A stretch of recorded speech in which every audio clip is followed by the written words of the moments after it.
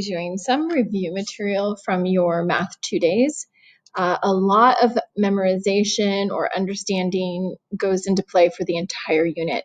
So be sure to stay on top of things and don't let it fall behind. So the second you feel like, okay, what is happening here? Make sure you reach out, okay? Because you don't want to get behind on the first lesson. Trust me on this one. All right, so one of the things that you should be a little familiar with is Pythagorean theorem. So Pythagorean theorem only applies if you have a right triangle, meaning 90 degrees. And then the triples that you can memorize, which will make things easier, are listed off to the side here. So it doesn't mean that you have to memorize them. It just saves you a lot of time if you do memorize them. So just a reminder that your side that you are adding together are what we call the legs of the triangle. And then the one that is by itself here is our hypotenuse.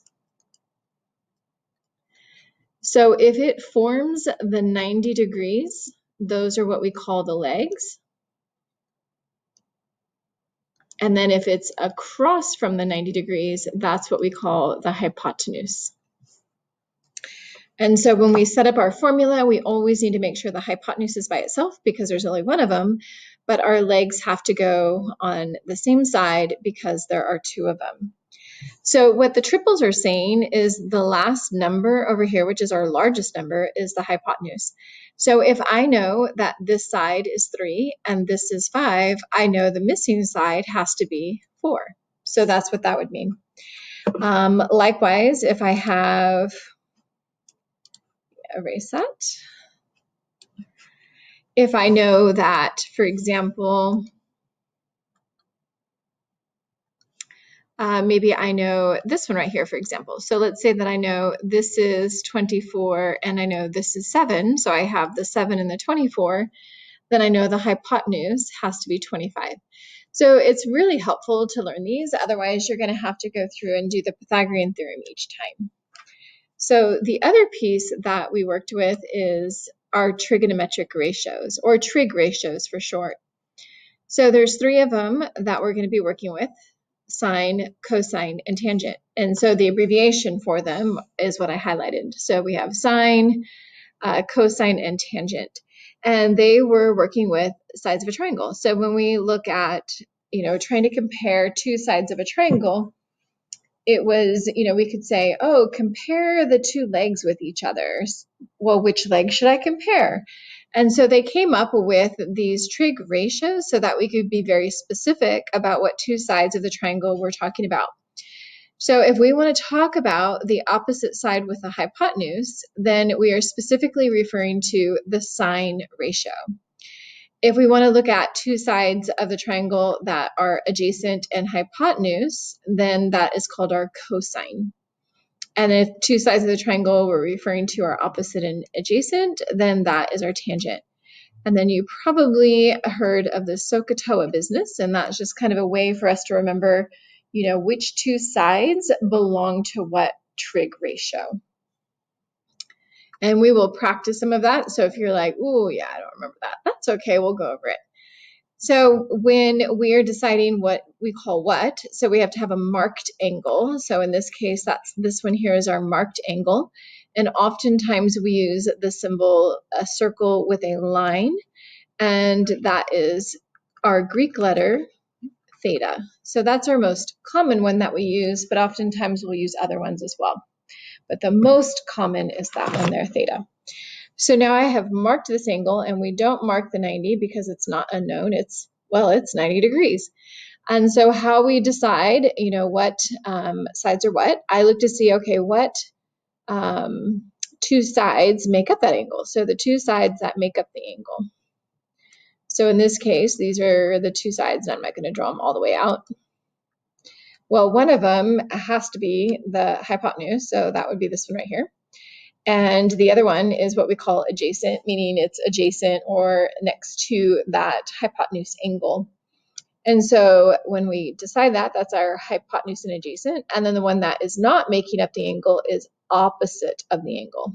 Okay, so that's how we call the opposite. So if I look at this one over here, so let's say I mark this one right here, and so I'm going to call that theta. So the two sides of the triangle that make up that angle are always the hypotenuse and the adjacent. Okay, so the two sides that make up the angle are always the hypotenuse and the adjacent, and the one that doesn't is, we say, opposite of that angle. All right, so let's take a look at a few examples here to make sense of them. So the first thing we're going to do is we, read the directions, I guess. So we want to find the sine, the cosine, and the tangent ratio. So ratios meaning the fraction. So we're going to compare two sides of the triangle for each of the angles that are indicated in the following triangles. Well, I guess we didn't indicate any angles, did we? Okay, so I'm going to, I guess, just mark a couple. So let's do A for this one, and we'll do B for that one. Okay, so that was just random. I guess we forgot to mark that. All right, so we want to find any missing sides using Pythagorean theorem, or we can use the triples. So on the first one, I'm going to use triples, and then the second one, I'll do Pythagorean theorem. Okay, so for the first one, I see that I want to find the question mark over here. So I have a 7 and a 24. So if I go back and I look at those triples, if I have them memorized, I can see, hey, look, there's a 7 and a 24. So the missing side is 25. So if I take the time to learn those, then that's that much less that I have to do. So then I know the missing side is 25. Okay, so that was step one. So now for step two, it's asking me to identify the sides as opposite, adjacent, hypotenuse to the corresponding angle. So again, I just randomly selected. So let's go ahead and do that though. So I selected this as my marked angle. So if I look to see what are the two sides that make up that angle, they're always the ha. So the hypotenuse, which is this one, and the adjacent, which is this one. And then the side across from it is what we call the opposite. So we did step two. And so now for step three, we want to find each of the ratios, sine, cosine, and tangent, based upon this, the ratios that are listed. So sine is my opposite compared to my hypotenuse. Cosine will be the adjacent side compared to hypotenuse, and tangent will be opposite side compared to adjacent. So we're going to do the sine of A. So we're going to go to the side opposite, which is 7, and then compare it to the hypotenuse, which is 25. And then now we're going to go do cosine. So we'll do cosine of A. So cosine, I'm going to look for the adjacent side, so that's 24, over hypotenuse, which is 25. And then finally tangent is the opposite side, so that would be 7, right, because I have it labeled. And then over the adjacent side, so I have that one labeled, and that is 24. Okay, so that would be my ratios. All right, so for part two, or question two, so again, I can use my triples. So if I'm good at looking that up, I should do that. Otherwise, I could do Pythagorean theorem. So this is a side I don't know. So for right now, I'm just going to call that x. And so if I do Pythagorean theorem, I would do the two legs, which are the ones that make up the 90 degrees. And I would square each of those. So I would have x squared plus 12 squared. And then that would be equal to the hypotenuse, and then that squared. And then I would just work that out.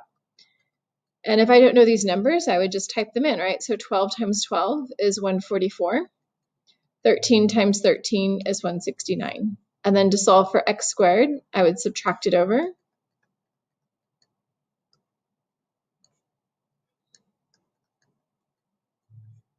Which would be 25, and then square root both sides. And so normally we would say that's the absolute value of x, which is equal to 5, and then get a plus or a minus. But for this particular problem, since it's actual length, it would only be positive 5. So then now I know that this missing side right here is 5. But then again, if I just use the triples, I could have figured that out as well. Okay, I'm going to go ahead and do the sine, cosine, and tangent ratios off to this side here, though. So let me give myself a little bit of room since I'm kind of used up a lot of that space for Pythagorean theorem. So we're going to do off of this marked angle. So sine of B. So sine is opposite. So, oops, I forgot to label, didn't I? Okay, let's backtrack. All right. So I marked that angle. So I look at the two sides that make up that angle, and that's always the ha, adjacent and hypotenuse. So this one is the hypotenuse, so that has to be the adjacent. And the one across from it or opposite of that is the side over here. So I'm going to do opposite, so that would be the 5 over hypotenuse, which is the 13. And then now for cosine, adjacent, which is 12, over hypotenuse, which is 13. And then finally for the tangent, I'm going to do the side that is opposite, which is 5, and then compare that to the adjacent side, which is 12. And there's my trig ratios. So remember, just the ratios, meaning pick two sides of the triangle and compare them, write them one over the other. Okay, so for this one right here, so we're going to do kind of using same ideas, but working these out just a little bit different, but still very similar. So for number 3 through 8, we are going to want a calculator. So make sure you have a calculator kind of handy dandy. So the first thing we want to do is read the directions. So we are looking to find the value for x. We're going to do it without a calculator first. And then once we do that, then we're going to use our calculator to get to the nearest thousandth, which is 3 decimal places. So we're solving for x, so that would be this right here. So we want to identify the sides as opposite, adjacent, and hypotenuse to the given angle. So the angle that we're given is this one right here, which is 20 degrees. So I want to label those sides. So the two sides that make up the angle are the hypotenuse and adjacent, and the one that doesn't is the opposite. Then once we do step 1, we want to determine which trig ratio we want to use based upon what sides are being labeled. So what that means is which ones actually have a value attached to them. So I have the, oh, I thought that was a highlighter. Let's try that again, right? Well, let's undo that. Okay, so let me actually get a highlighter. So the sides that are labeled, so this has a value and this one has a value, but this side does not. So then I want to use what ratio uses opposite and hypotenuse. So the ratio that uses opposite and hypotenuse is the sine ratio. So what trig ratio am I going to use? I'm going to use the sine ratio. So I want to set up the ratio. So meaning substitute in what I know. So I know the angle that I have here is 20 degrees, so that goes in for the theta. The opposite side was given as 8, and then the hypotenuse was given as x. And then once I do that, I want to isolate the x. So I want to clear fractions. That's always like going to be on my agenda to do that. So to clear a fraction, so we did this a couple chapters ago, we want to multiply both sides by the denominator. So in this case, my denominator is x. So I'm going to clear my fraction by multiplying by the denominator. So that will cancel.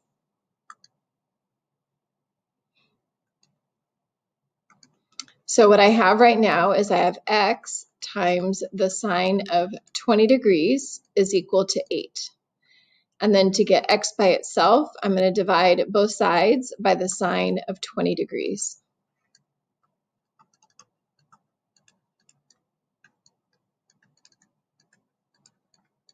So this will reduce down to 1. So then I've answered that first question, right? So the first question is solve without a calculator first. So I should have 2 answers here. So answer 1 is the without a calculator. So that would be 8 over sine of 20 degrees. And then answer 2 is to use a calculator to find the decimal. So if you have a calculator handy, this is where you would, need to navigate, like, where are those different buttons? How do I find that particular value?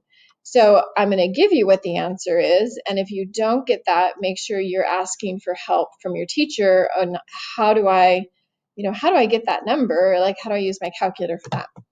So for when I type that into the calculator, going out to 3 decimals,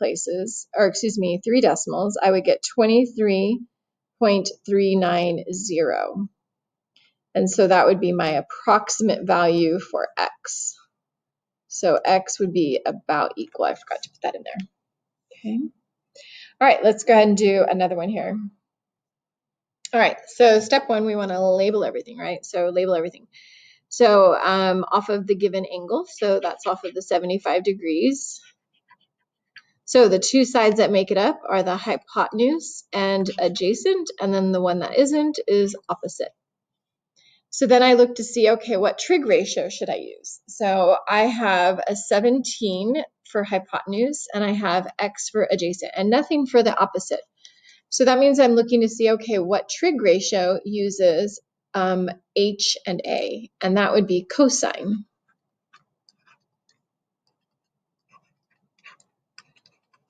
So if you're trying to figure out, where is all this information coming from? So remember, we're using this like little piece up here, right? So important that we know these. And this is what I'm referring to every time I do these problems. So we just got to get those memorized. So then let's substitute in everything that we have. So we know that the angle that was given to us was 75 degrees. So I'll replace theta with 75. And then I look to see what was A. A, they used the variable x. And then I look to see what was h, and h they used 17. So just like we did in our rational expressions, the last chapter at the end of the semester, first semester, we want to clear our fractions. So how do we clear our fractions when we're solving for anything with a fraction? Is we multiply both sides by 17. So that will reduce. And so this one doesn't have us solving any further than that, right? Because now x is now isolated. So I would have x is equal to 17 times the cosine of 75 degrees. So that would be my answer number 1, right, without the calculator. And then answer number 2 is I would need to learn how to use my calculator. So I'm going to type that in. And you should do the same and hope you get that, right? So this would be 4.3, and then it goes 9. So I have to use this 9 to round this up because I want to be accurate to 3 decimals. So that would actually be 4.400.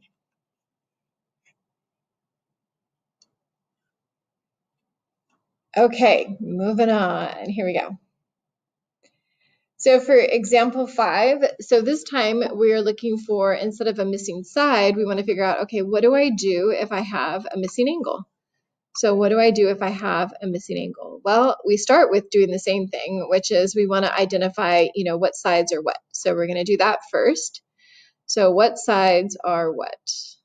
So I'm trying to find, here we go. So according to the angle that's marked, so the 2 sides that make it up are these 2 guys here. So the hypotenuse and the adjacent. And then the one that's not is opposite. And then what trig ratio do we want to use? Just like the last problem, right? So pretty sweet, pretty sweet. Not learning something new here. So opposite doesn't have anything attached. So what ratio uses A and H? And that would be the cosine ratio. So now we want to set up the ratio, meaning substitute in the values that are actually on this particular triangle. So for theta, they use x, so we're going to do the same with the little degree symbol. And then for a, they have 4 square root of 23. And then for h, they have a 25. Done. So now here we want to isolate x by taking the inverse of both sides. So we can't divide by cosine because cosine's not a number value or a variable, it's an operation. So very much like if I had, say, the square root of x is equal to 2, I would not divide by the square root symbol, right? And say, hey, that cancels, so x is equal to 2 over the square, oops, 2 over the square root symbol, right? Like I would not do that because that makes no sense whatsoever. So because I wouldn't do that for a square root symbol, we understand that, I can't do that for the cosine either, right? So I have to know, if I want to solve for this, well, what's the reverse operation for square rooting? I would square both sides, right? And so that's what I have to do over here as well, is I need to know, well, what's the inverse of cosine? And that is using this notation right here, is we use this -1 power in here to say that's the inverse. So I'm going to show this step and then shortcut it after that. So I have to take the cosine inverse of both sides. So that would be, I would take the cosine inverse of cosine of x. And if I do that to the left, I have to do it to the right as well. And so these cancel each other out, and that's how I get x isolated. But most of the time, what we do is we say, okay, I'm going to move the cosine to the other side. And how I move it over is I take the cosine inverse. So even though I'm doing it for both sides, it's a lot to write, so we don't always do that. Okay, so there is one answer, right? So we should have 2 answers for all of these. And then the other one is, again, using our calculator. And so this time, if you look on your calculator, you probably also have a button that has a cosine with that -1 power there. And I just realized I wrote a 25 here, so that should be a 23. And so that's what you would do. So you would go and use your calculator, but make sure you're using the button that has that cosine with that -1 button instead. And so then what I got was 39.885 degrees. And there is my answer number 2.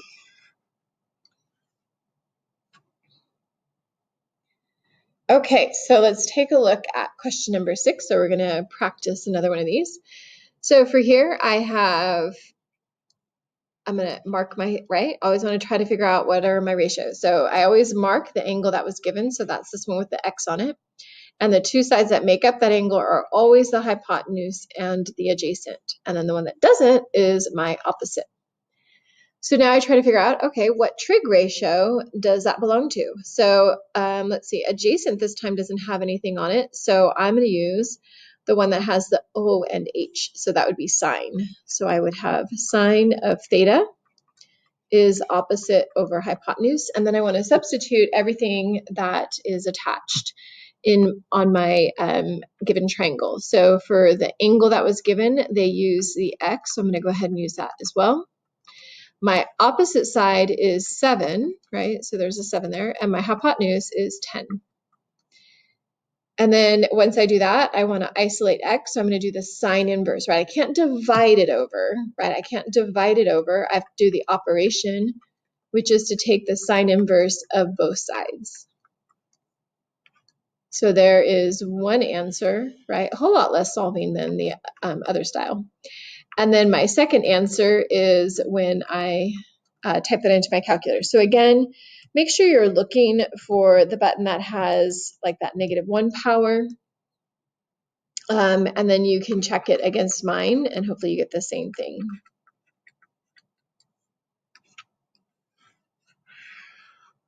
Okay. All right, and let's take a look at, we'll just do one more here. So we're not going to do this number 8. So we'll do number 7 though. Okay, so for this one right here, so I have this angle that's marked. And so when I look at the 2 sides that make up that angle, always a hypotenuse and always the adjacent. And then the other one is opposite.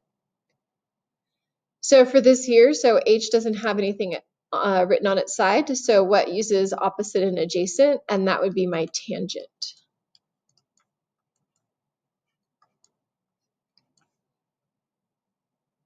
And then replace what you have. So theta is marked with an X. Opposite is marked with a 9. And adjacent is marked with a 4. So when I isolate X, I'm not going to divide tangent over, I'm going to inverse it over.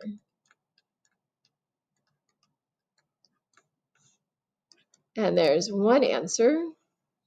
And then answer number 2 is just using my calculator, and always paying attention to making sure that you're using the correct button. Most of the time it's a shift, right? And then this one will round up because it was a 7.5, so it'll round up to 3.8. All right, last little section, our special right triangles. So lots of different ways that maybe you worked with these last year in Math 2. So this might be presented a little different than you're used to. So I think that you do things like SS root S, or something like that. I don't know, or use letter A's or things like that. So we use these enough that instead of doing like proportions per se, like we just want to memorize like the relation off of it, what we call a unit triangle. So something is a unit triangle when the hypotenuse is 1. So on a 30 degree, 60 degree, so our special right triangle here is that our hypotenuse, again, we're just going to call it 1. The shortest leg, which is across from the 30 degrees, so this is my shorter side, is always going to be half of the hypotenuse. So it is possible that you learned it that way. So half of the hypotenuse. Maybe you had a letter in its place, right? And then this is our longer leg, which is across from the 60 degrees. And it is always going to be root 3 over 2 times the hypotenuse. Okay, so like maybe you learned it that way. That's possible, right? And then on your 45, so this is an equilateral triangle. So that means these two sides will always be equal. So if this was like, say, 7, this has to be 7 as well, right? Because it's equilateral. Oops, isosceles. I mean isosceles. I think I said equilateral, but I mean isosceles. Okay. And then that relationship is that if this is 1, this is always 1 root 2 of the hypotenuse, or root 2 over 2 rationalized. So either way you learn it. Okay, so those are always the same. So these are the legs, and the leg is always 1 over root 2 times the hypotenuse, or root 2 over 2 times the hypotenuse. It doesn't matter which one you use. Most teachers prefer the rational expression, but it doesn't necessarily mean that it has to be. All right, so if we take a look at this, we want to use right triangle trig and then the sum of the angles of a triangle to solve the triangle. And when we say solving, we mean we find any angle measures that are missing, and we know what the lengths of each of the different sides are. Okay. So this is, so first we're going to find angle B. So I know that the 3 angles of a triangle have to add up to 180 degrees, right? So a sum adds up to 180 degrees. And I know this is 30 degrees, so I can also look up here. So that's 30, that's 90. So the one that's missing is 60 degrees.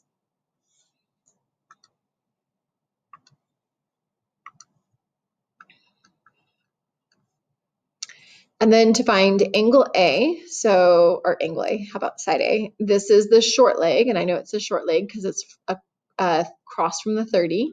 So A is my short leg, and it has to be half of the hypotenuse. So it has to be 1/2 of the hypotenuse, which is 12. So that would be 6. And then the other side here that is missing is B, and this is my long leg. And so to figure out the long leg, it's root 3 over 2 times the hypotenuse. So 2 goes into 12 6 times, so that would be 6, and then square root of, how about 3? So 6 square root of 3. And then you can always check this, which I would highly recommend using Pythagorean theorem, right? So you could do a check here by doing your 6 squared, which was A, plus B squared,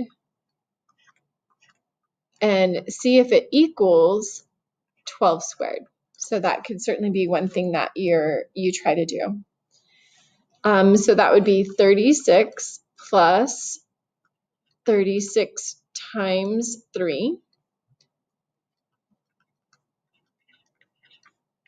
And then that does equal 144, which is 12 squared. Perfect. Okay, so let's go ahead and do the other one. So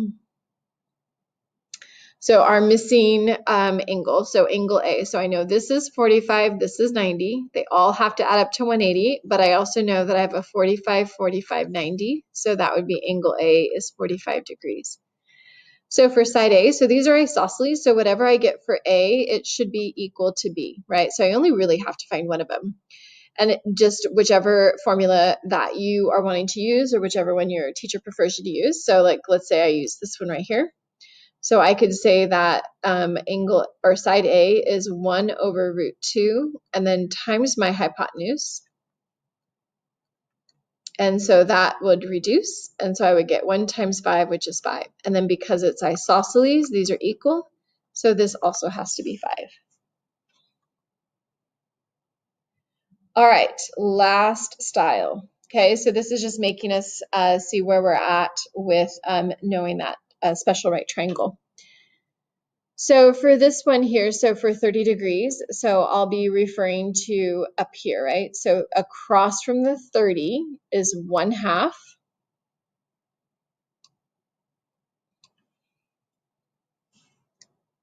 So across from the 30 is 1/2. And then if I look up here, what is adjacent to the 30? So adjacent to the 30 is the square root of 3 over 2.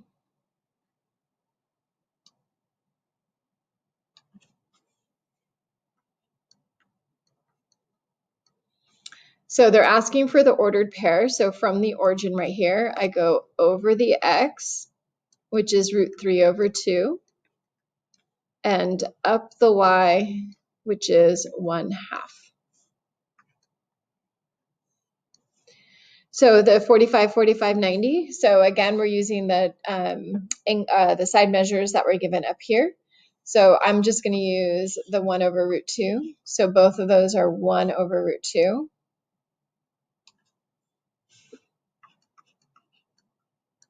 So I'm just copying that triangle from above, right? Nothing fancy there. And then from the origin, I'm going over along the x-axis. And how far up am I going on the y-axis? And then there's that answer. Okay.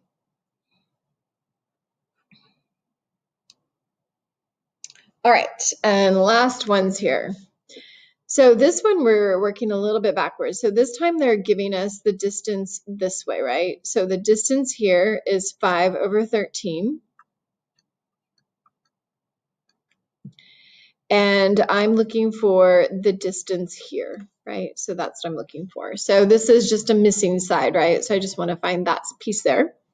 So I can do Pythagorean theorem. So that's what I'm going to go ahead and do. So we could do 5 over 13, so a squared, plus, and then the other leg I don't know, which is y, so b squared, and then is equal to c squared, or 1 squared.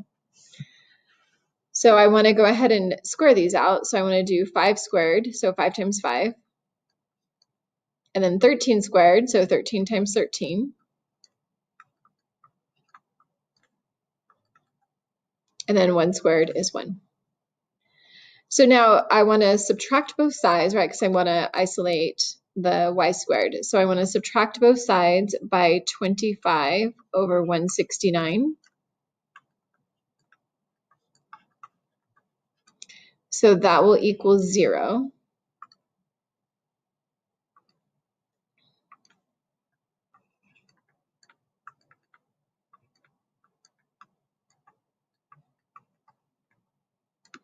And so in order for me to get or have the ability to subtract the two fractions, I need to make sure I have a common denominator. So if I want to subtract these, I can't subtract if I have a 1 here. So I do know that 1 is the same as 1, so I have 169 here. So that would be the same as 169 over itself, right? That would equal to 1 if I were to divide that. So I still have the equivalent expression. So 1 divided by 1 is the same as 169 divided by itself. And so then now I just want to subtract those. So I'm going to use my calculator. So I'm doing 169 minus 25 right now. So when I subtract that, I got 144. And then I keep the denominator the same when I'm adding and subtracting fractions. And then finally, I want to square root both sides. So I would get the square root of 144 is 12, and then the square root of 169 is 13. So then my y value, that missing length, would be 12 over 13. And then we're going to skip number 6 because it's already a little bit on the long side. And that's it.